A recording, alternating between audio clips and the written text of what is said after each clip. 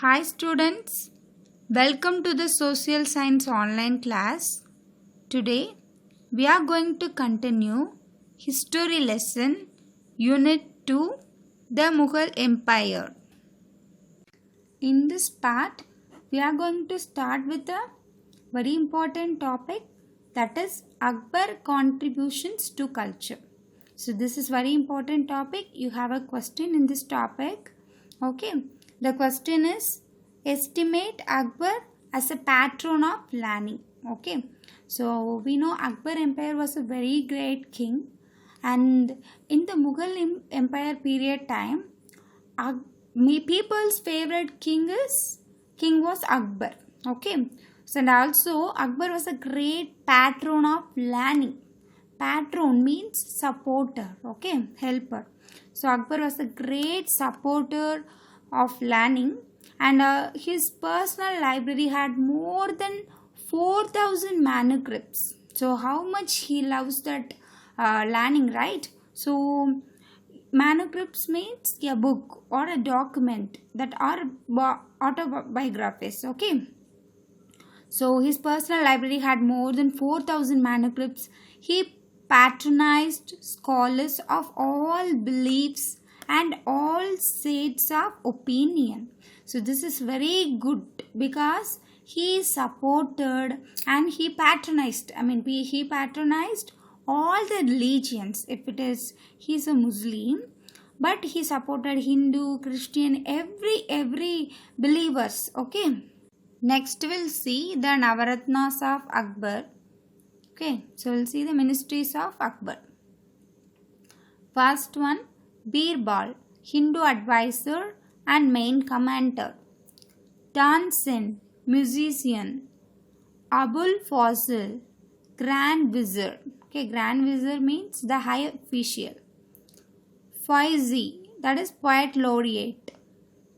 Raja Mansingh, General Minister. Raja Dodarmal, Revenue Minister. Mullah Dubaisa, that is advisor. Fakir, mystic, so that is related to spiritual. Okay. Abdul Rahim Khani Khana, that is guardian and mentor. Okay. Next, let's see the next empire.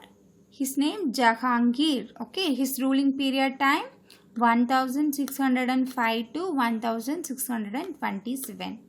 So Akbar was succeeded by Prince Salim, his son, through a Rajput wife, who was also named Nurdin Muhammad Jahangir. Okay, so his also another name is Prince Salim.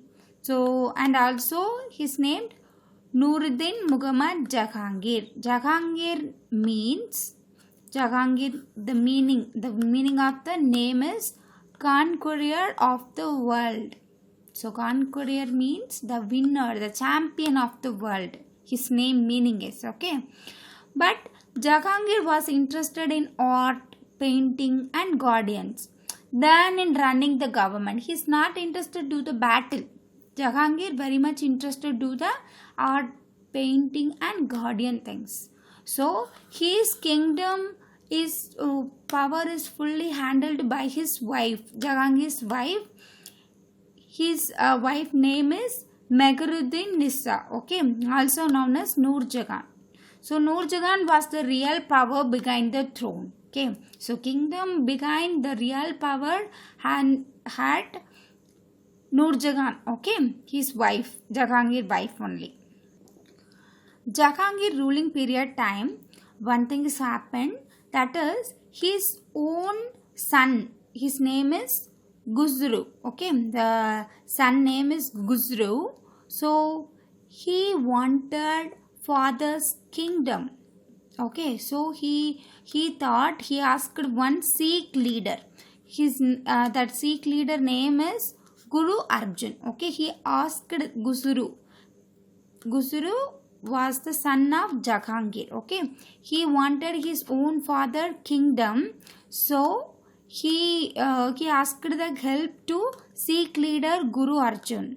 So the battle has happened between Sikh leader Guru Arjun versus Jahangir. Battle has happened. In that battle, Sikh leader Guru Arjun was dead.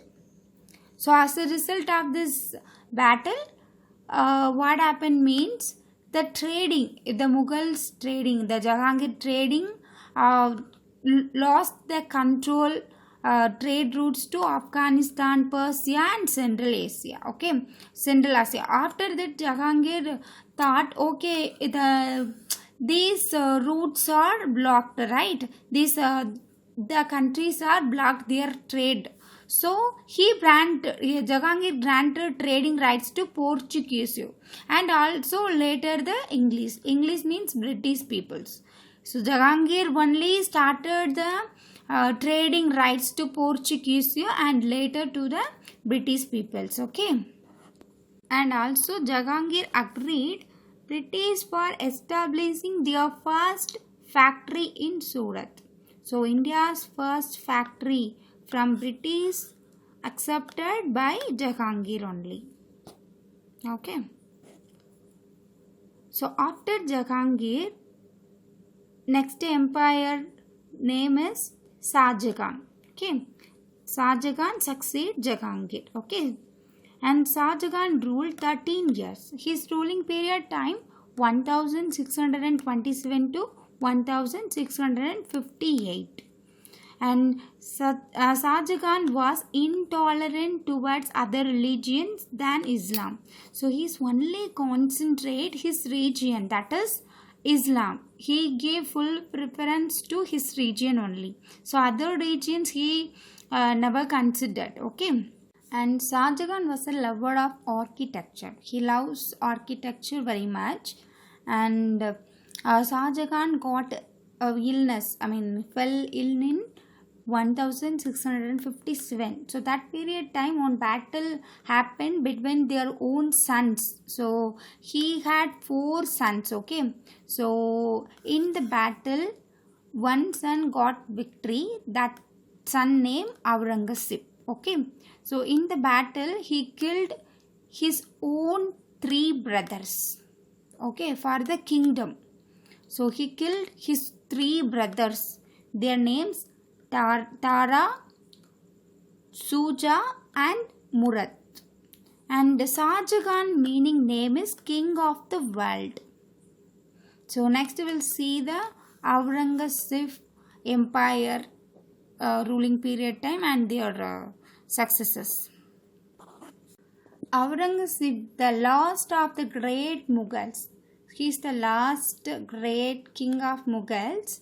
So started off his reign by imprisoning his old father.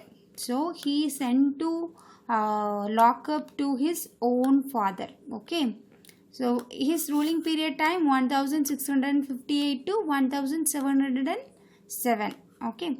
He was no lover of art like his grandfather Jahangir, and also he no lover of architecture like his father Shah Jahan. He don't like art and he don't like architecture. He likes only battle. Okay. So in that battle he got many victories. So look at the map, students. This rose pines full areas Aurangzeb empire only. So north Kabul to south Tanjavur till the south Tanjavur his place only, and also west Surat to Gujarat to east Bengal till Bengal. He got all the places. He battled every empires and he got the victory. Then he assumed the title Alamkir. Okay, that meaning the conqueror of the world. Conqueror means the successor, the winner, the champion of the world. Then he reimposed the jizya tax. Jizya tax means oath tax. Okay, so on Hindus and excluded them from office as far as possible. He also only intolerant only. He is only focused his region. And also in the Deccan, Aurangzeb brought Bijapur and Golconda into submission. Okay. Then the Maratha Empire, Shivaji has covered out the kingdom. So Shivaji battled opposite to Aurangzeb. So Aurangzeb could not stop the rise of Shivaji in the southwest. So Shivaji proclaimed himself the emperor of Maratha state because he carved out a kingdom in between the battle of Aurangzeb. Okay. Aurangzeb remained in the Deccan until his death in 1707. At the age of nearly 90, he for 48 years. So he ruled 48 years. So by the end of Aurangzeb's rule, the British had firmly established their trade centers at Madras, Calcutta and Bombay. So Madras, that is currently Chennai, Calcutta, that is Kolkata, name changed, and Bombay, that is also currently Mumbai. Okay, we know, right? And the French had their main trade center in Pondicherry. Okay, that is called also Puducherry. Okay, so that's all about the today class, students. Thank you.